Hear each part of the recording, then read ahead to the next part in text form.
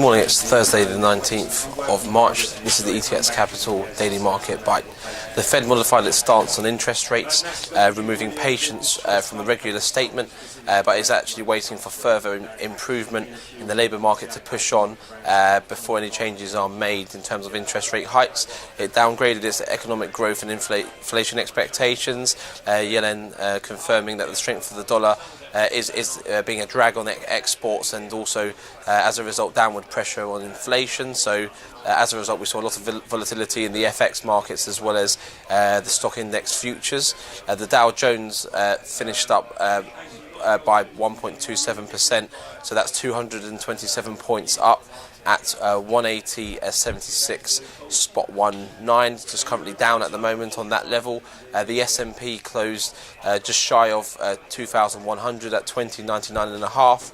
That was actually there at 25 points down, 1.22% down. Asian shares had the best session in 18 months on Thursday. Investors priced in the later start and the slower pace for future US rate rises. So as a result, sovereign bonds being the yields being slashed from Japan to Australia.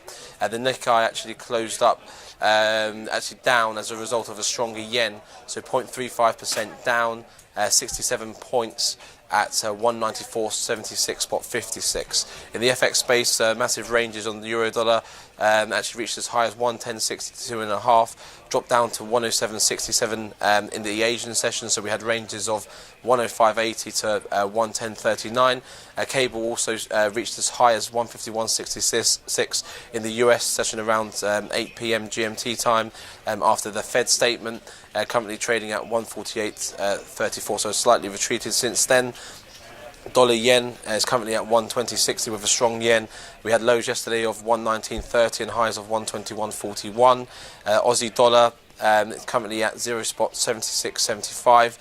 Lows of 0.7591 and 0.7847. There was a bit of a bounce back in Kiwi dollar, good strong growth data, currently at 0.7404. Bear in mind, of course, it has actually reached the 0.72 mark. Had lows yesterday of 0.72 and 3/4 at 0.7547. In the commodity space, the US crude was slipped by 86 cents to $43.80. Brent crude was 46 cents lower at $55.45 a barrel. Gold actually held firm, bearing in mind, of course, on Wednesday it was around the 11.45 level and held firm at 11.71 an ounce. In the equity space, we've had retailers posting good profits.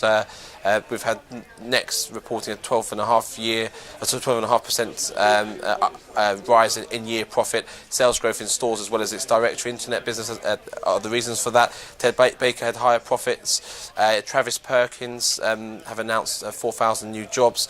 Enquest, the North Sea oil producer, booked $335 million in impairment charges last year. Sharp decline in oil prices and reported a slight decrease in full-year pre-tax profits. And AstraZeneca have announced a collaboration with Daiichi Sankyo. In data, 8:30 in the morning, we've got the Swiss franc LIBOR rate as well as monetary policy statement and the press conference, the EU Economic Summit and the targeted LTRO taking place throughout the course of the day. LTRO looking at the value of money that the ECB will create and use to loan to Eurozone banks. So let's have a look there, how that's going to fit in line with the QE program currently in the process. 1:30 we've got USD unemployment claims at 2 p.m, the Philly Fed manufacturing index, and then later on this evening at 10 to midnight we've got the Japanese monetary policy meeting minutes.